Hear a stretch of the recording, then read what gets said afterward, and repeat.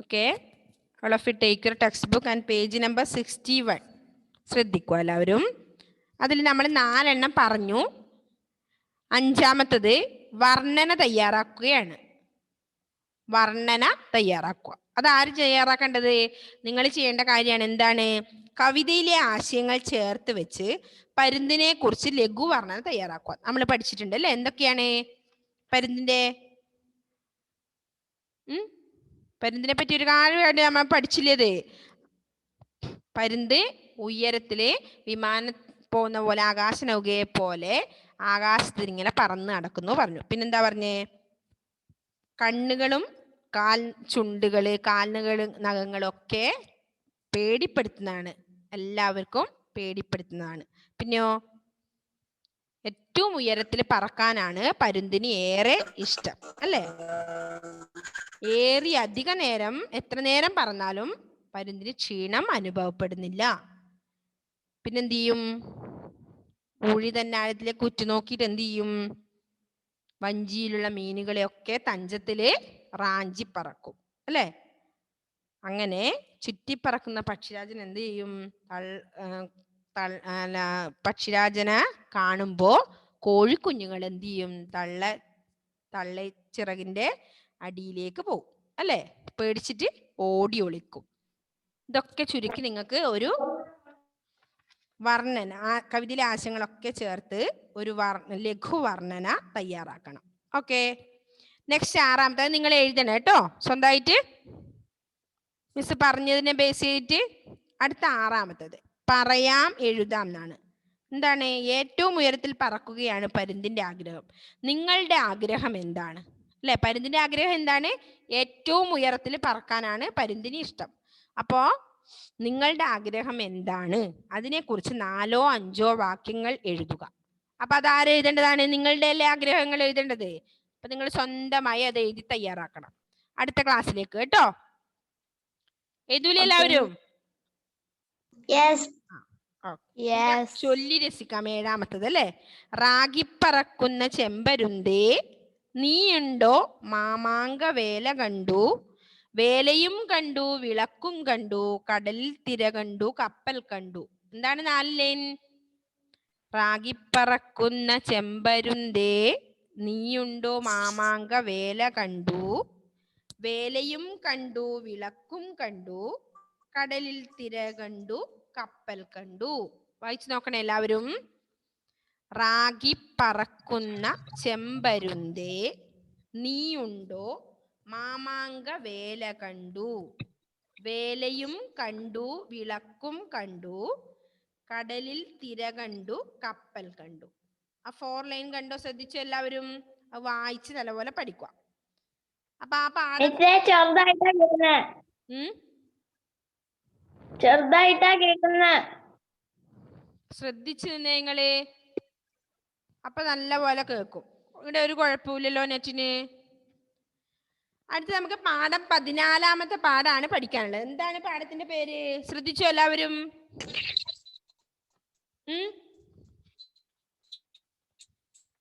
ഗുരു പകർന്ന വെളിച്ചം. അതാണ് പാഠത്തിന്റെ പേര് അല്ലെ? ഗുരു പകർന്ന വെളിച്ചം. അതാണ് ഒരു സൗണ്ട് വരുന്നേ.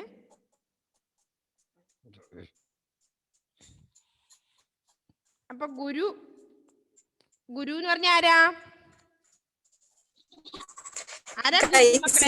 വീഡിയോ ഓൺ ചെയ്തിട്ടില്ല മിസ്സേ. വീഡിയോ ഓൺ ചെയ്യുമ്പോ കട്ടായി പോകും. അതെ അല്ലേ? അത് കുഴപ്പമില്ല. ക്ലിയർ ഇല്ലല്ലോ നിങ്ങൾക്ക് നെറ്റിന്? ഓക്കെ. ഗുരു എന്ന് പറഞ്ഞ ആരാണ്? എന്താണ് നിങ്ങൾക്ക് അറിയുന്നത്? ഗുരു എന്താണ്? അലൻ പി സാംസൺ, ഗുരു എന്ന് പറഞ്ഞ ആരാ?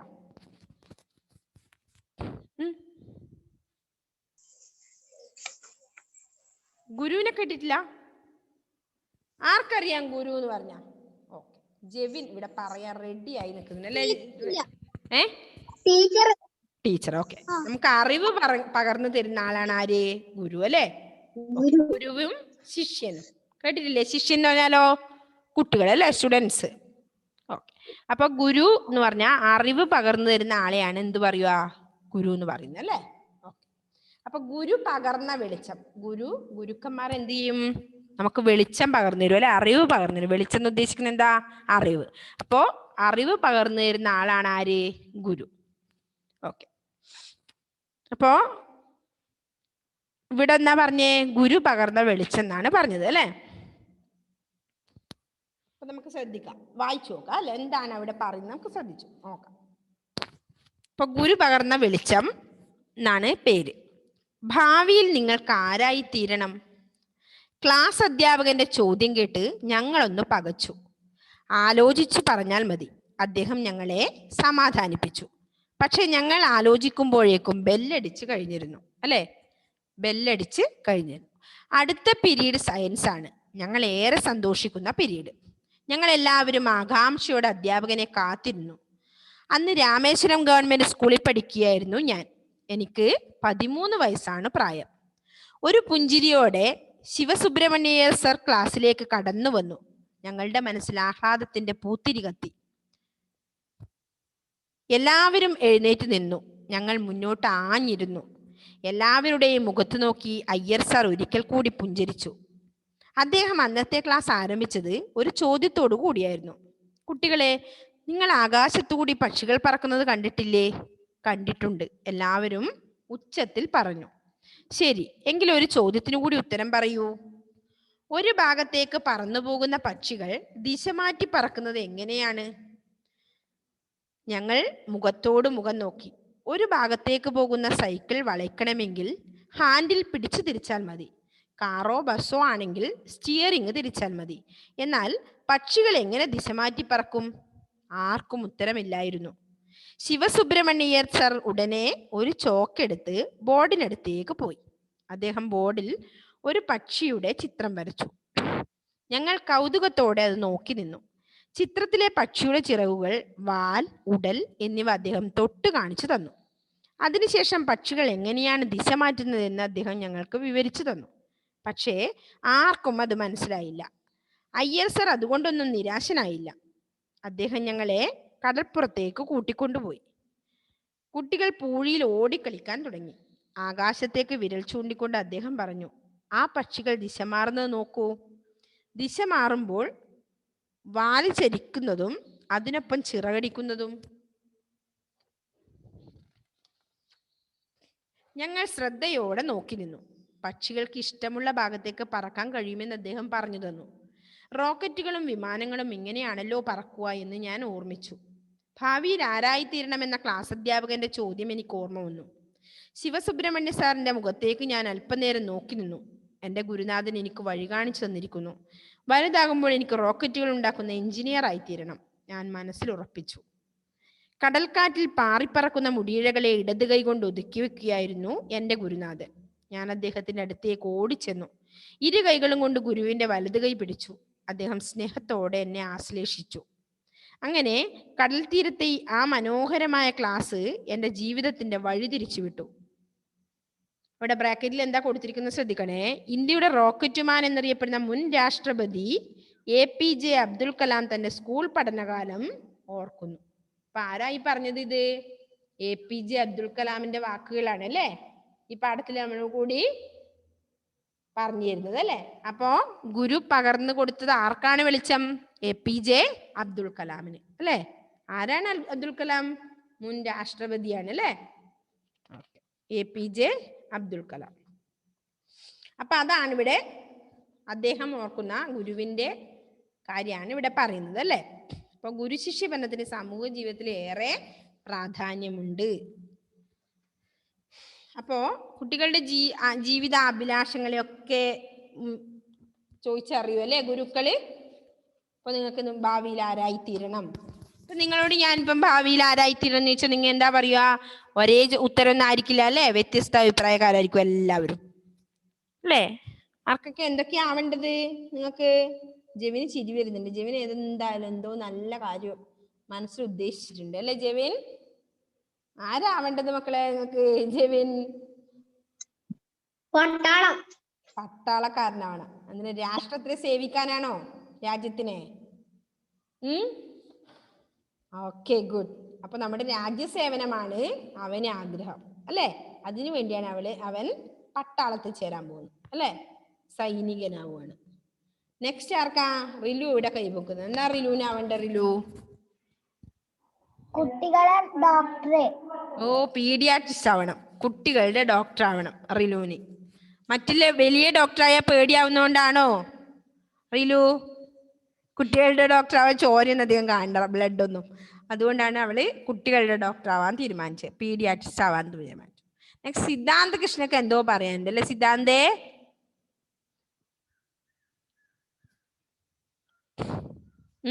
എന്താണ് പറഞ്ഞു?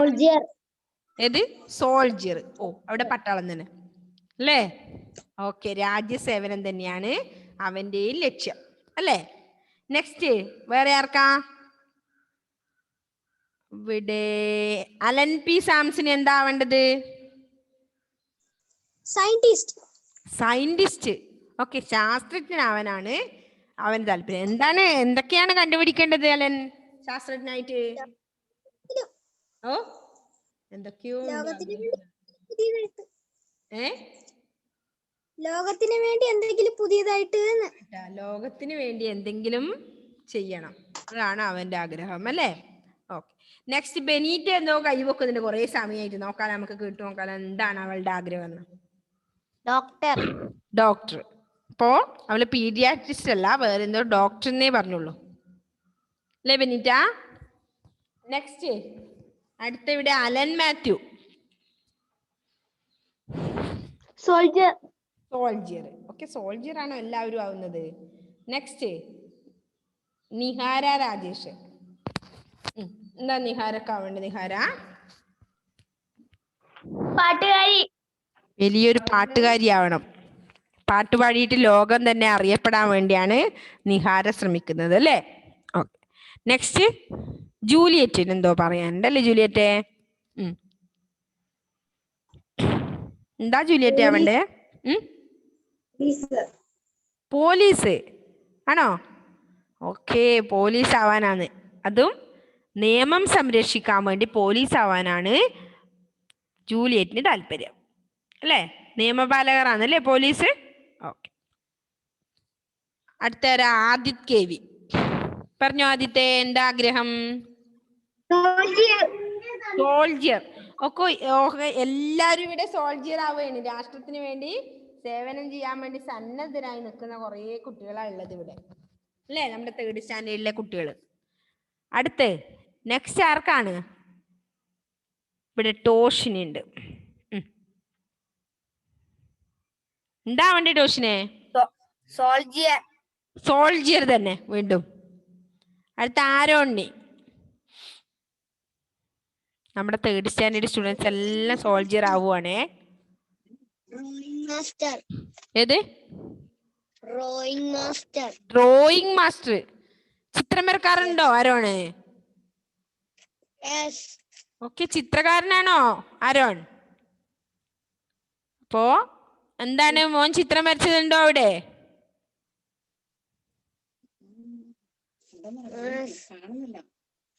അതെ അല്ലേ? അപ്പോ അവൻ എന്തെങ്കിലും ചിത്രത്തിലൂടെ ആർക്കെങ്കിലും നല്ലത് ചെയ്യാൻ വേണ്ടി ആഗ്രഹിക്കുന്ന അല്ലെ, ഡ്രോയിങ് മാസ്റ്റർ ആവാൻ ആഗ്രഹിക്കുന്ന. നെക്സ്റ്റ് അലൻ എന്താ ഒന്നുകൂടി ആവാൻ ആഗ്രഹം? എന്താ അലൻ? പറഞ്ഞോ അലൻ. മിസ്സേ, ഞാനും ചിത്രം വരയ്ക്കാറുണ്ട്. ചിത്രം വരക്കാറുണ്ടോ? ഓക്കെ, ഇനി എന്തെങ്കിലും എനിക്ക് ചിത്രത്തിന്റെ ആവശ്യം വന്നു കഴിഞ്ഞാൽ ഒരുപാട് സ്റ്റുഡൻസ് ഉണ്ട് ഇവിടെ, ചിത്രകാരന്മാർ അല്ലേ? ഞാൻ നിങ്ങളുടെ വീട്ടിലേക്ക് വരും കേട്ടോ, ഹെൽപ്പ് ചെയ്യണേ. പിന്നെ ഡോക്ടർ ആവുന്നവരുണ്ട്, നമുക്ക് അവരുടെ അടുത്തെല്ലാം പോയാൽ ഫ്രീ ആയിരിക്കും അല്ലേ? നെക്സ്റ്റ് ആരാ? ജോയലിന് ഒരു താല്പര്യം ഇല്ലേ ജോയലെ? എന്തേ ഇത് ചടഞ്ഞിരിക്കുന്നത്? എന്താ ആവണ്ട ജോയലെ എനിക്ക്? ആ ജുവലിനെയും ജോമലിനെയും ഉണ്ട്. പറഞ്ഞോ ജുവലെ, ജോമലെ, എന്താ വേണ്ടത്? Robot scientist. Robot scientist. വലിയ വലിയ ആളാവാൻ എന്താ ഭാവിയിൽ എനിക്കും വേണമെങ്കിൽ പറയാൻ, നമ്മ പഠിപ്പിച്ചതാന്ന് അല്ലേ? എന്തെങ്കിലും ഹെൽപ്പിനൊക്കെ വരാം. ഇനി ആരാധ്യ പ്രജിത്തിന് എന്താ ആവണ്ടേ?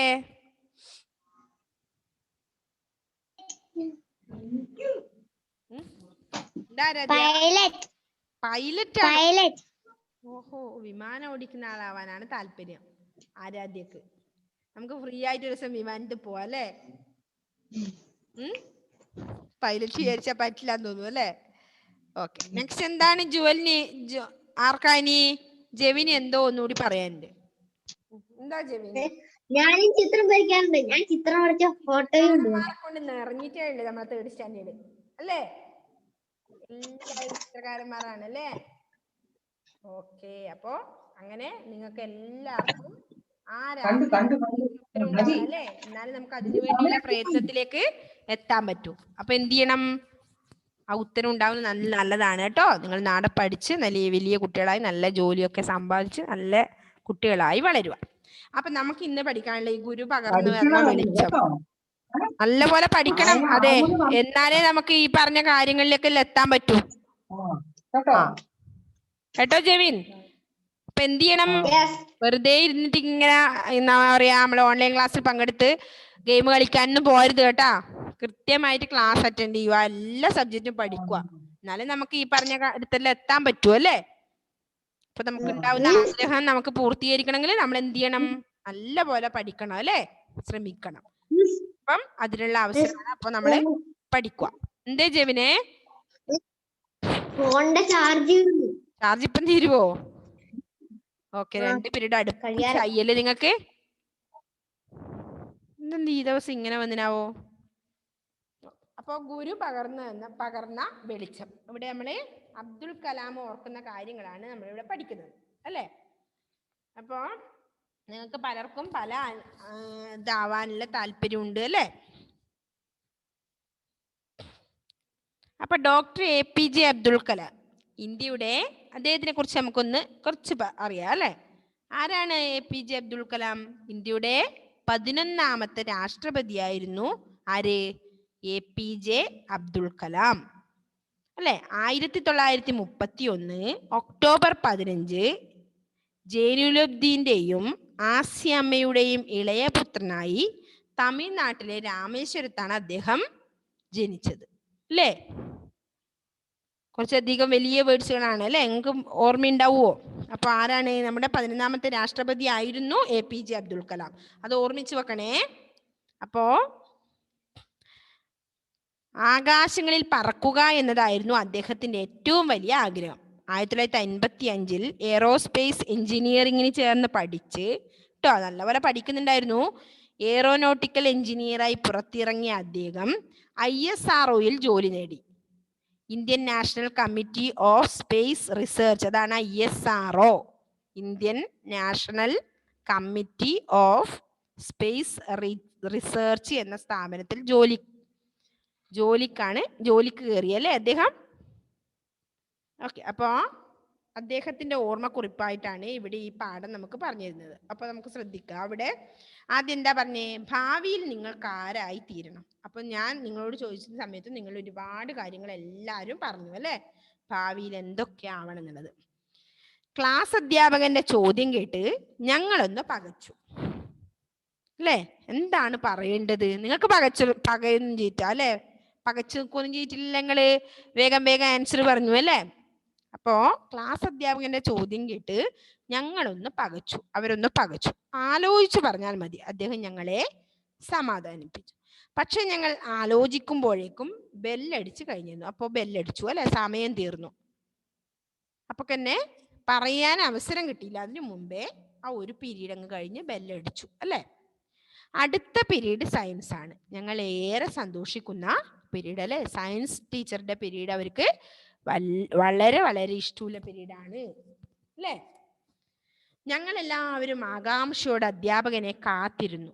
അന്ന് രാമേശ്വരം ഗവൺമെന്റ് സ്കൂളിൽ പഠിക്കുകയായിരുന്നു ആര്? ഞാൻ എന്ന് പറയുന്ന ആരാ? ഡോക്ടർ APJ അബ്ദുൽ കലാം, അദ്ദേഹമാണ് പറയുന്നത് അല്ലേ? അപ്പൊ ഇവിടെ പഠിക്കുകയായിരുന്നു, രാമേശ്വരം ഗവൺമെന്റ് സ്കൂളിൽ പഠിക്കുകയായിരുന്നു APJ അബ്ദുൽ കലാം.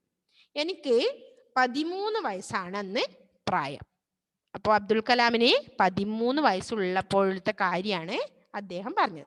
ആദ്യത്തെ ഫസ്റ്റ് പീരീഡ് ക്ലാസ് അധ്യാപകൻ എന്ന് പറയുന്ന നേരം ക്ലാസ് ടീച്ചർ വരുവപ്പാ ആദ്യത്തെ പീരീഡ് അല്ലേ? അപ്പൊ ആദ്യത്തെ പീരീഡ് വന്ന് നിങ്ങൾക്ക് ആരായി തീരണം എന്ന ചോദ്യത്തിൽ പെട്ടെന്ന് കുട്ടികൾ പകച്ചു. ഒന്നും പറയാനില്ല. അപ്പൊ ആ സാറ് പറഞ്ഞു ആലോചിച്ച് പറഞ്ഞാൽ മതി പറഞ്ഞു അല്ലേ. എന്നിട്ടോ ആലോചിക്കുമ്പോഴേക്ക് ആ ഒരു പീരീഡ് അങ്ങ് കഴിഞ്ഞു. അപ്പൊ അടുത്ത പീരീഡ് സയൻസ് ടീച്ചറിന്റെ പീരീഡ് ആയിരുന്നു, അവർക്ക് ഏറെ ഇഷ്ടമുള്ള പീരീഡ് അല്ലേ.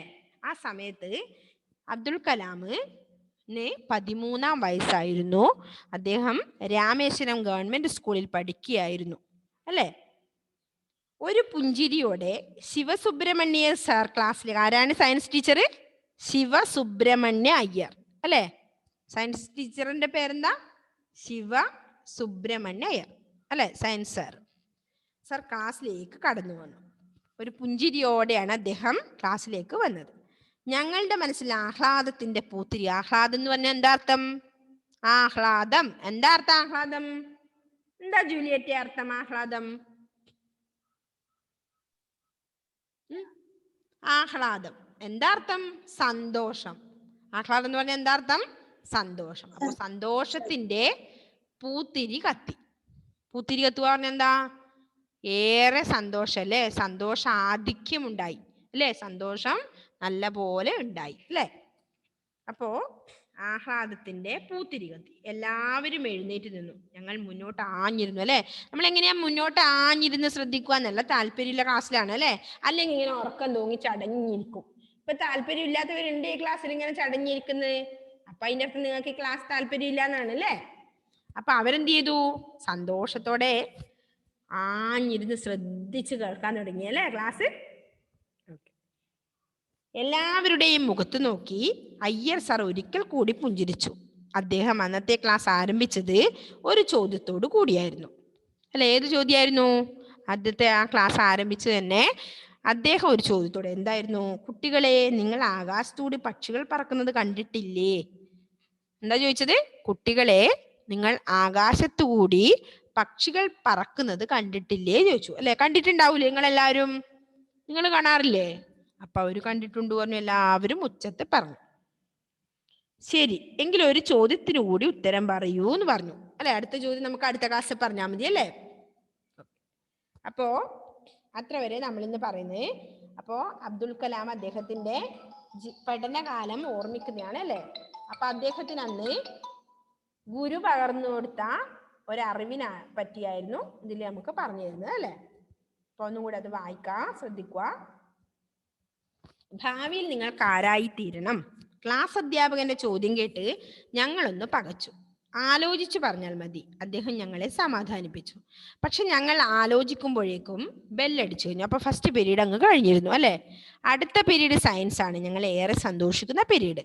ഞങ്ങൾ എല്ലാവരും ആകാംക്ഷയോടെ അധ്യാപകനെ കാത്തിരുന്നു. അന്ന് രാമേശ്വരം ഗവൺമെന്റ് സ്കൂളിൽ പഠിക്കുകയായിരുന്നു ആര്? അബ്ദുൽ കലാം. എനിക്ക് 13 വയസ്സാണ് പ്രായം. ഒരു പുഞ്ചിരിയോടെ ശിവസുബ്രഹ്മണ്യ സർ ക്ലാസ്സിലേക്ക് കടന്നു വന്നു. ഞങ്ങളുടെ മനസ്സിൽ ആഹ്ലാദത്തിന്റെ പൂത്തിരി കത്തി.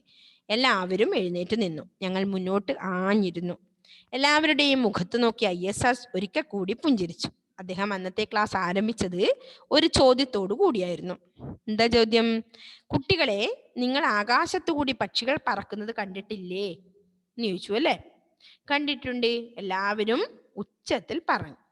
ഉച്ചത്തിൽ നിന്ന് എന്താണ്? ഉറക്കെ അല്ലേ, ഉറക്കെ പറഞ്ഞു. ശരി, എങ്കിൽ ഒരു ചോദ്യത്തിന് കൂടി ഉത്തരം പറയൂ. അത് നമുക്ക് ബാക്കി അത്ര വരെ നമ്മൾ ഇന്ന് എടുത്തുള്ളൂ അല്ലെ. എന്താണ് ടോഷിനെ? കുറച്ച് സമയമല്ലോ ടോഷൻ കൈവക്കുന്നേ. ആഹാ, ചിത്രം വരച്ചാണോ ടോഷൻ? സ്റ്റാമ്പ് ശേഖരണം. ഓക്കെ, ഒരു ഹോബിയാണ് അവന്റെ കേട്ടോ സ്റ്റാമ്പ് ശേഖരണം. ആ ഒരു ബുക്ക് മുഴുവൻ ഉണ്ടോ മോനെ?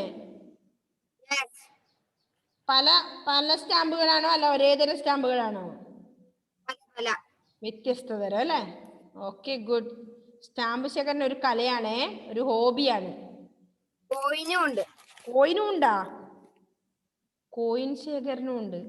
സൂപ്പർ മോനെ. നല്ല ക്ഷമ വേണം കേട്ടോ. ഇങ്ങനത്തെ ഹോബീസ് ഉള്ളവർക്ക് നല്ല ക്ഷമയുണ്ടെന്ന് അർത്ഥം. Okay, good. കോയിൻ ശേഖരണവും ഉണ്ടാ? Okay okay, very good. 2 ബുക്കുണ്ട്. ആ, സ്റ്റാമ്പും 3 ബുക്കുണ്ട്. നല്ല കാര്യം കേട്ടോ. നല്ല ഹോബീസ് ഉള്ളവർക്ക് ക്ഷമയും സൂക്ഷ്മാവബോധം, ക്ഷമ, ജാഗ്രത ഇതൊക്കെ ഉണ്ടാവും എന്നാണ് പറയുന്നത്. അപ്പോ ഒരു ഏകാഗ്രത ഉണ്ടാവും എന്നാണ് പറയുന്നത്. ഓക്കെ, അപ്പോ ഈ പാഠം നമുക്ക് അടുത്ത ദിവസത്തേക്ക് നിങ്ങൾ ഇത്രയും ഭാഗം കൃത്യമായി വായിച്ചു വരണം. ഇപ്പൊ മിസ് എടുത്തില്ലേ, അതുവരെ നോട്ട് ചെയ്തോ? എവിടം വരെ എടുത്തതെന്ന് ഉത്തരം പറയൂ എന്ന് വരെയാണ് എടുത്തത്. നല്ലൊരു 3 തവണ അത് വായിച്ചിട്ട് വന്നാൽ മതി. അടുത്ത ക്ലാസ്സിൽ നിങ്ങൾ ഓരോരുത്തരെ കൊണ്ടേ മിസ് അത് വായിപ്പിക്കും കേട്ടോ. ഓക്കെ, അതുപോലെ ടൈഗർ എന്ന പാഠത്തിന്റെ മൊത്തം ആ പാഠം മുഴുവൻ പഠിച്ചിട്ട് വരണം അടുത്ത ക്ലാസ്സിലേക്ക്. Okay, bye, see you, bye. എല്ലാവരും ചാർജ് പോയി, മൊബൈലിന്റെ ഉറക്കം വന്നു.